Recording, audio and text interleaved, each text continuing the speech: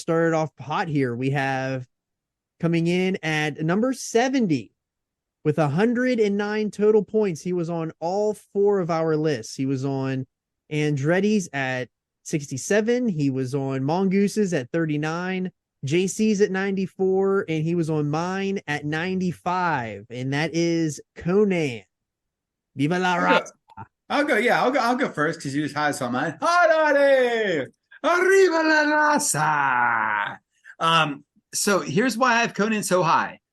The three reasons are, one, I was watching WCW Saturday night when he debuted as a luchador in colorful clothes that just was a really good wrestler. Jacked to the gills. Yep. And competing for the TV title. And I bought into him when I was 9. And then when the NWO took over, and especially when they splintered, and even though the Wolfpack was the beginning of the end for the company, he was so good in that Wolfpack role, man. He was the dude that would come out to get the crowd to say his catchphrase, and it was over like Rover, man. And he didn't need to be fighting for a title or anything like that. He found a role and fit himself into it perfectly with that, with that gangster LA, like the plaid shirt, blah, blah, blah. He was so good at that, man. So a great worker. When I was introduced to him as a young fella in WCW, I did not see his work previous, although he's very decorated.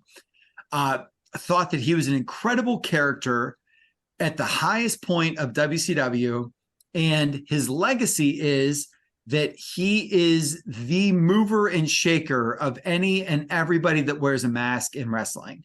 Yes. And not only that, he is an Observer Hall of Famer, which is what put him into my top half, because that was my thing, is if you were an Observer Hall of Famer, I default to other people who know better than I do, and other people that know better than I do said that he's an all-timer. And remind people that, the Ultimate Warrior is not an Observer Hall of Famer. Arn Anderson, not an Observer Hall of Famer. You know what I mean? But Konnan is. And so he's that dude, and he deserves to be where he is. And I'm happy that he entered into that middle third. I'm glad that he made it there. Yeah, when I didn't have anything too much more than everything you just said was excellent. When Konnan wants to be great, he is really great in the ring. He's fantastic. I mean, I like him a lot more in retrospect than what I did at the time. I think I just didn't appreciate him, at the time for what he was. But I'm glad you mentioned that about him coming out on Saturday night with that initial gimmick in WCW, because who loved him right out of the gate. I remember watching Konnan on TV for the first time with Leo. Leo said right away, he was like, that dude is going to be awesome in wrestling. So Leo was all in on Konnan right away. I hate to say this, dude. This is going to sound so bad, but it's true. I know that he was tied to being Max Moon, but he was Max Moonish to me in his look. Just his look, right? And when I heard those rumors in the early 2000s that Max Moon was supposed to be Konnan, I was like, dude, that makes all the sense in the world. But the thing is Max Moon in WWE sucked. And Konnan was awesome, man. He was really good, especially in those TV title matches, man. Yeah, that guy had an interesting life, man. I mean, he got adopted. He got in trouble as a teenager, or early 20s, somewhere around there, and had to join the military. And then he ended up getting into wrestling through somebody that introduced him to people in Mexico when he was stationed in San Diego. So there probably needs to be a movie made about Konnan somewhere down the line, because he is a really influential figure over the course of time in wrestling, and had a really colorful, really crazy life. Yeah, absolutely. I got my introduction to Konnan. This is actually really, you guys are gonna pop for this. I'm pretty sure that he is on a Matchbox, a WCW Matchbox card that I have sitting in my attic right now, and I'm pretty sure it's him in a wolf pack, like Konnan NWO Matchbox car. I'm for certain that is him. Well, that's like the Scotty Riggs one I bought with you guys in Long Island. I want to get every one of those cars, man. Those cars are awesome. Yeah. And so he was my introduction. And then obviously when I went back and watched all those Nitros and how awesome he was, especially in that not really in the cruiserweight, but like kind of, but then really like stepped into his own once they got into the Wolf Pack and how awesome he was in the Wolf Pack.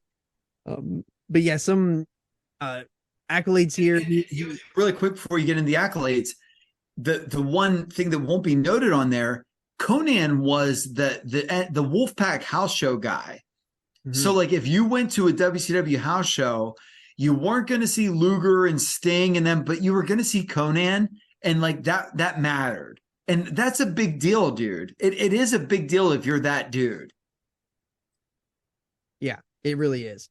And getting into the accolades here, he, as noted, he was an Observer Hall of Famer, class of 2009. He was WCW World Television Champion, U.S. Heavyweight Champion, Tag Team Champion with Rey Mysterio and Billy Kidman. He was the NWA World Tag Team Champion twice in TNA. He also won the Lucha Libre Award in the Cauliflower Alley Club in 2022. So he's got numerous. He was AAA, America's Heavyweight Champion. He is very, very decorated, and the fact that he basically is the kingpin of all lucha wrestling in America is. He was a major player right when AAA was taken off. I mean that I know I've said this before, but that cage match with Perro Aguayo from '94 is on YouTube. When Worlds Collide, AAA WCW show, that's a hell of a match. And watch Konnan do Rey Mysterio's induction speech.